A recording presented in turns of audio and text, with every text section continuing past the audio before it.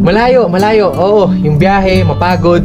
Pero pag nakita mo na kung yung nag-aantay sa'yo, mapapawi lahat ng pagod na yun. Kasi, yung literal na pagod, isang tulog lang yan eh.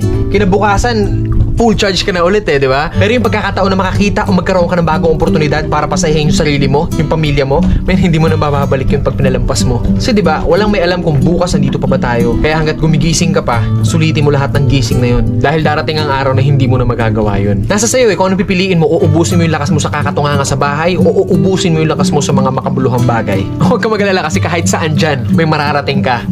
Alam mo na yun. Hindi, ganito kasi yan. Dahil lang alam mong matagal at mapapagod ka, hindi ka natutuloy. Tsong wala kang mararating kung hindi mo pipihitin yung susi sa loob ng ulo mo. Gaano man kataas ang pangarap mo sa buhay, huwag kang matatakot sa pagod at sakripisyo dahil parte yun eh. Hindi ka makakakain ng kanin kung hindi mo sasaingin. Hindi ka makakakain ng ulam kung hindi mo lulutuin. Lahat ng bagay kailangan kilusan mo muna sa umpisa. Hindi tatakbo ang sasakyan kung hindi mo sususian. Kung hindi mo lalagyan ng gasolina, hindi yun tatakbo sa kung saan mo siyang direksyon dapat dalhin.